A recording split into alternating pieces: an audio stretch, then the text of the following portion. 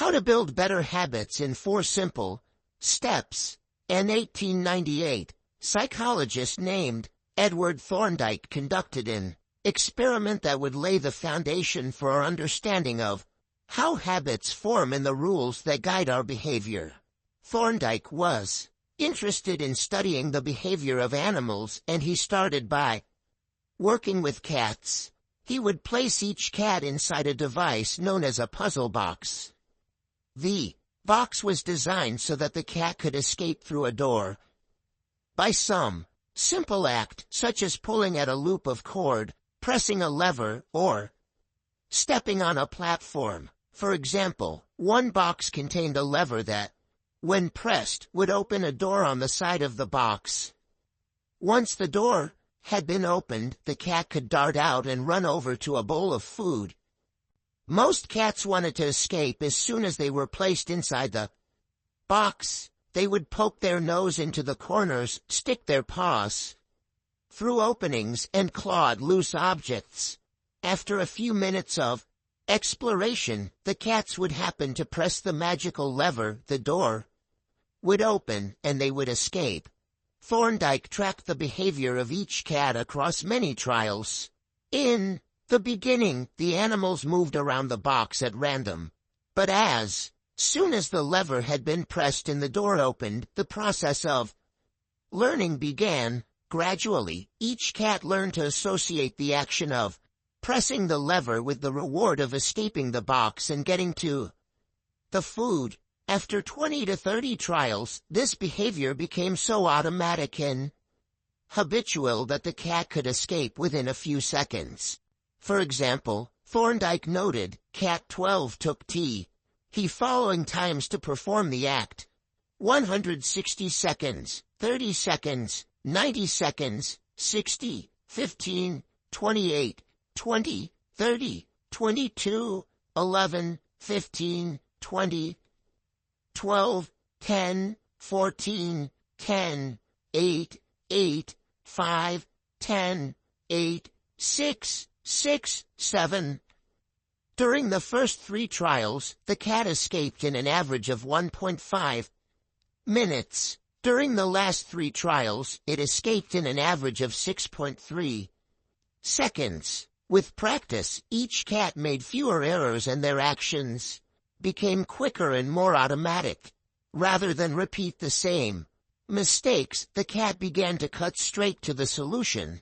From his studies, Thorndike described the learning process by stating, behaviors followed by satisfying consequences tend to be repeated, and those that produce unpleasant consequences are less likely to be repeated. His work provides the perfect starting point for discussing how habits form in our own lives. It also provides answers to some fundamental questions like, what are habits? And why does the brain bother building them at all? Why your brain builds habits? A habit is a behavior that has been repeated enough times to become automatic. The process of habit formation begins with trial and error. Whenever you encounter a new situation in life, your brain has to make a decision. How do I respond to this? The first time you come across a problem, you're not sure how to solve it. Like Thorndike's cat, you're just trying things out to see what works. Neurological activity in the brain is high during this period. You are carefully analyzing the situation and making conscious decisions about how to act. You're taking in tons of new information and trying to make sense of it all. The brain is busy learning the most effective course of action. Occasionally, like a cat pressing on a lever, you stumble across a solution. You're feeling anxious, and you discover that going for a run calms you down. You're mentally exhausted from a long day of work, and you learn that playing video games relaxes you. You're exploring, and then, bam, a reward. After you stumble upon an unexpected reward, you alter your strategy for next time. Your brain immediately begins to catalog the events that preceded the reward. Wait a minute, that felt good. What did I do right before that? This is the feedback loop behind all human behavior. Try, fail, learn. Try differently. With practice, the useless movements fade away and the useful actions get reinforced. That's a habit forming. Whenever you face a problem repeatedly, your brain begins to automate the process of solving it. Your habits are just a series of automatic solutions that solve the problems and stresses you face regularly. As behavioral scientist Jason Rea writes, habits are simply reliable solutions to recurring problems in our environment. As habits are created, the level of activity in the brain decreases. You learn to lock in on the cues that predict success and tune out everything else. When a similar situation arises in the future, you know exactly what to look for. There is no longer a need to analyze every angle of a situation. Your brain skips the process of trial and error and creates a mental rule. If this, then that. These cognitive scripts can be followed automatically whenever the situation is appropriate.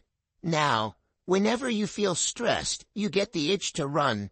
As soon as you walk in the door from work, you grab the video game controller. A choice that once required effort is now automatic. A habit has been created. Habits are mental shortcuts learned from experience. In a sense, a habit is just a memory of the steps you previously followed to solve a problem in the past. Whenever the conditions are right, you can draw on this memory and automatically apply the same solution.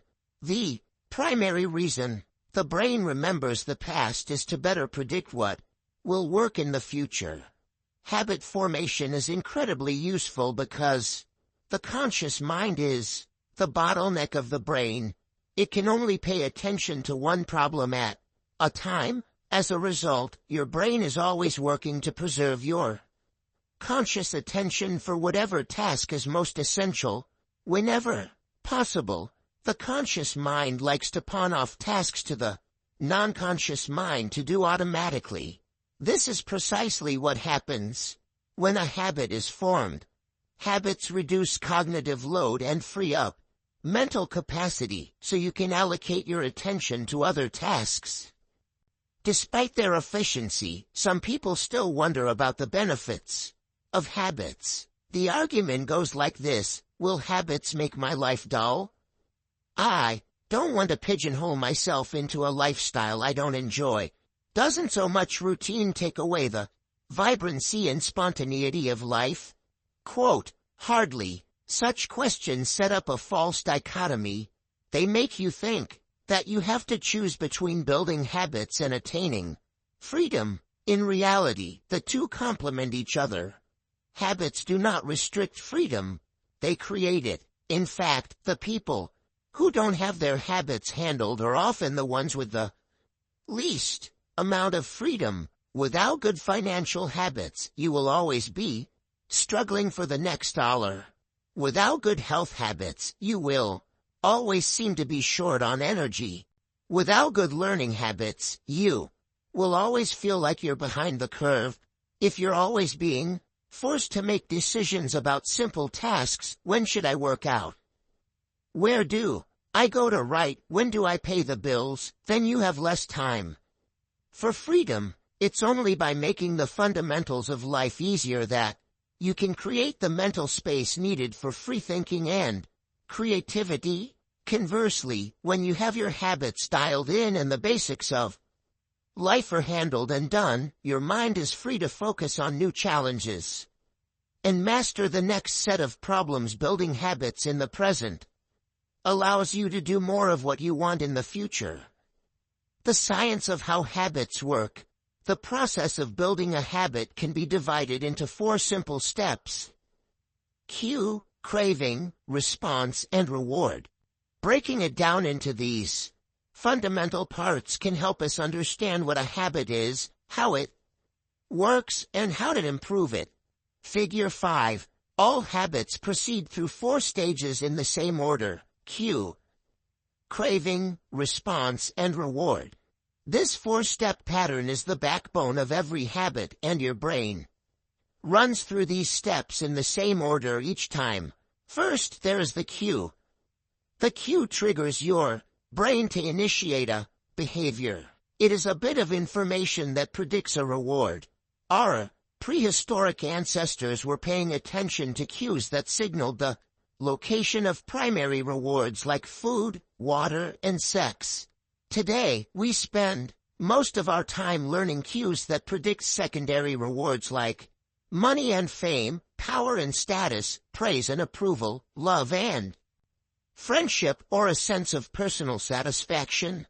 Of course, these pursuits also indirectly improve our odds of survival and reproduction, which is the deeper motive behind everything we do. Your mind is continuously analyzing your internal and external environment for hints of where rewards are located.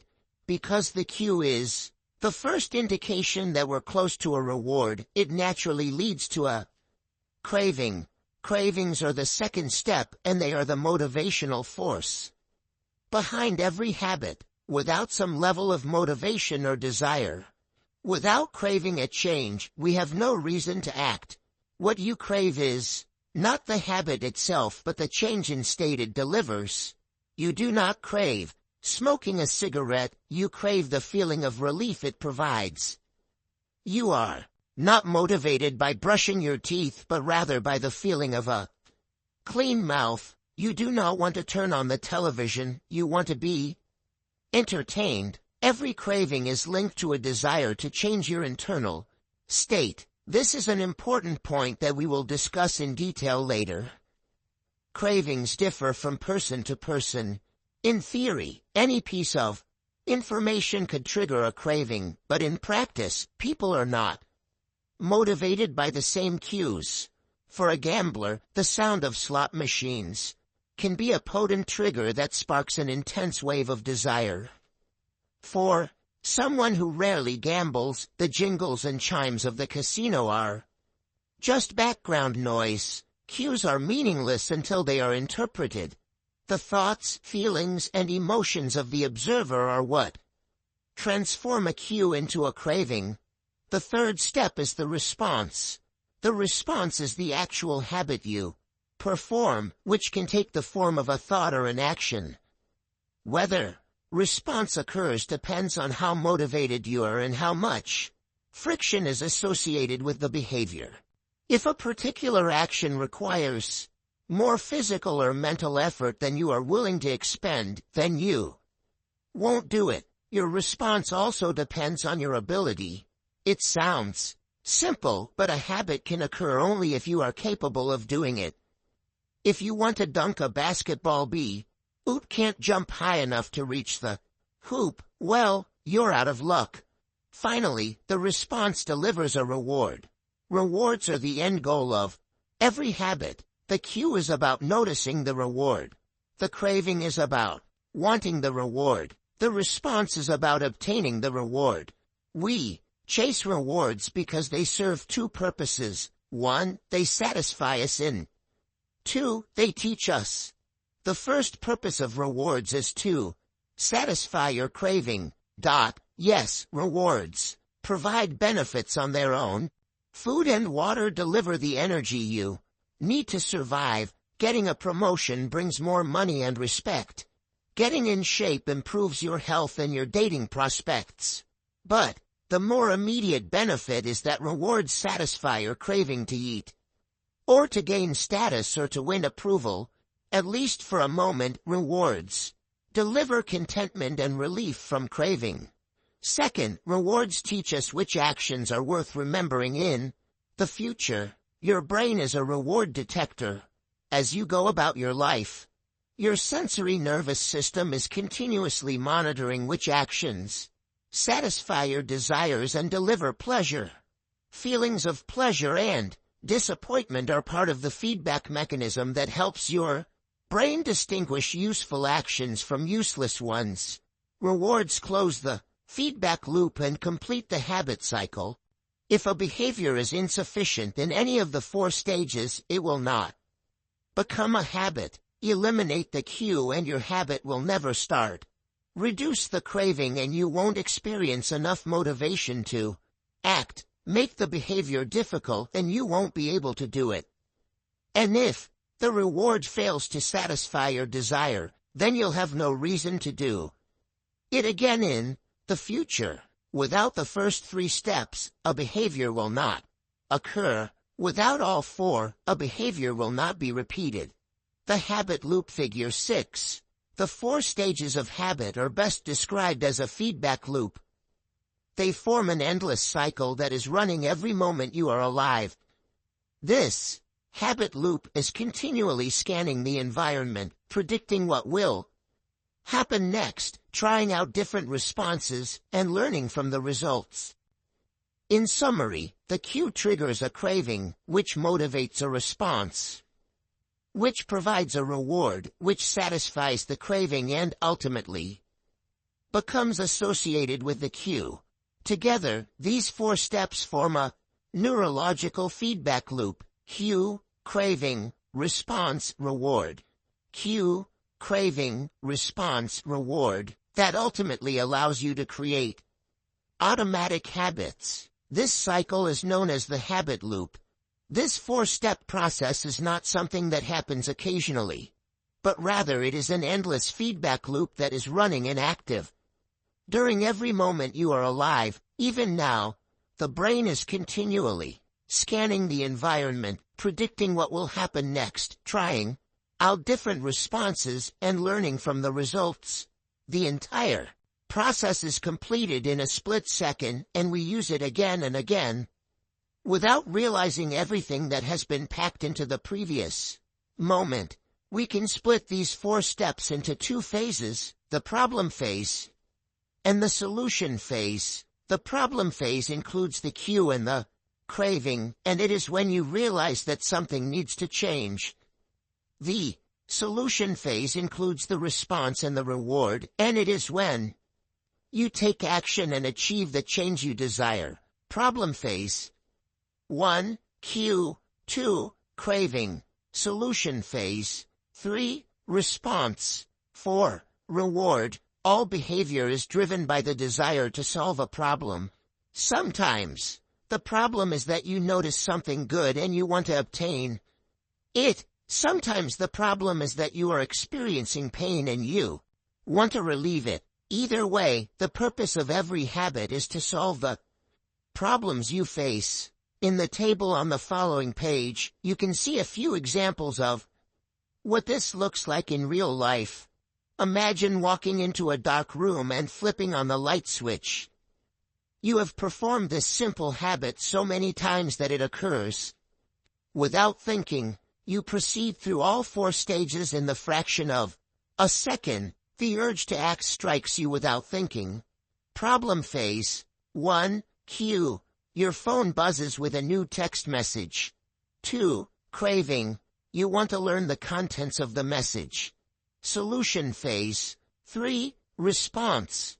You grab your phone and read the text. 4. Reward. You satisfy your craving to read the message.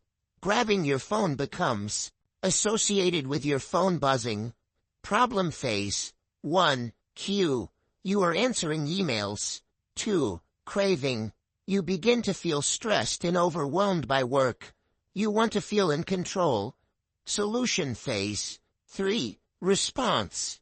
You bite your nails. 4. Reward. You satisfy your craving to reduce stress. Biting your nails becomes associated with answering email. Problem phase. 1. Cue. You wake up. 2. Craving. You want to feel alert. Solution phase. 3. Response. You drink a cup of coffee. 4. Reward. You satisfy your craving to feel alert. Drinking coffee becomes associated with waking up. Problem phase. 1. Cue. You smell a donut shop as you walk down the street near your office. 2. Craving. You begin to crave a donut. Solution phase. 3. Response. You buy a donut and eat it. 4. Reward. You satisfy your craving to eat a donut. Buying a donut becomes associated with walking down the street near your office. Problem phase. 1. Q. You hit a stumbling block on a project at work. 2. Craving. You feel stuck and want to relieve your frustration. Solution phase. 3. Response. You pull out your phone and check social media. 4. Reward. You satisfy your craving to feel relieved. Checking social media becomes associated with feeling stalled at work. Problem phase. 1. Q. You walk into a dark room. 2. Craving. You want to be able to see. Solution phase. 3. Response. You flip the light switch. 4. Reward. You satisfy your craving to see. Turning on the light switch becomes associated with being in a dark room. By the time we become adults, we rarely notice the habits that are running our lives. Most of us never give a second thought to the fact that we tie the same shoe first each morning, or unplug the toaster after each use, or always change into comfortable clothes after getting home from work. After decades of mental programming, we automatically slip into these patterns of thinking and acting. The 4 laws of behavior change. In the following chapters, we will see time and again how the 4 stages of cue, craving, response, and reward influence nearly everything we do each day. But before we do that, we need to transform these 4 steps into a practical framework that we can use to design good habits and eliminate bad ones. I refer to this framework as the 4 laws of behavior change, and it provides a simple set of rules for creating good habits and breaking bad ones. You can think of each law as a lever that influences human behavior. When the levers are in the right positions, creating good habits is effortless. When they are in the wrong positions, it is nearly impossible. How to create a good habit. The first law, Q. Make it obvious. The second law, craving. Make it attractive. The third law, response. Make it easy. The fourth law, reward. Make it satisfying. We can invert these laws to learn how to break a bad habit. How to break a bad habit. Inversion of the first law, Q. Make it invisible. Inversion of the second law, craving. Make it unattractive. Inversion of the third law, response. Make it difficult. Inversion of the fourth law, reward. Make it unsatisfying. It would be irresponsible for me to claim that these 4 laws are an exhaustive framework for changing any human behavior, but I think they're close. As you will soon see, the 4 laws of behavior change apply to nearly every field, from sports to politics, art to medicine, comedy to management. These laws can be used no matter what challenge you are facing. There is no need for completely different strategies for each habit. Whenever you want to change your behavior, you can simply ask yourself, how can I make it obvious? How can I make it attractive? How can I make it easy? How can I make it satisfying? If you have ever wondered, why don't I do what I say I'm going to do? Why don't I lose the weight or stop smoking or save for retirement? Or start that side business? Why do I say something is important but never seem to make time for it?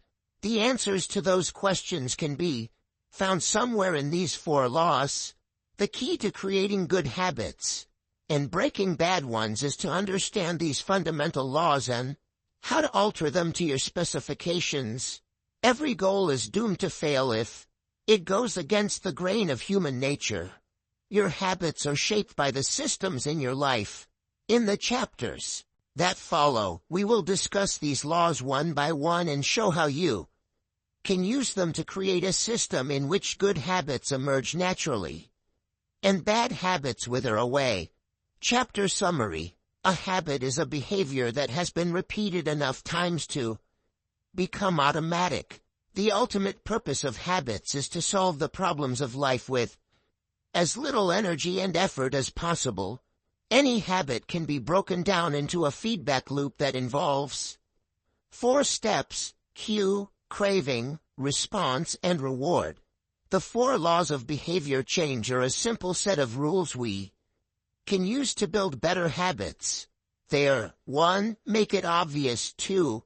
Make it attractive. 3. Make it easy. And 4. Make it satisfying. The first law: make it obvious. 4.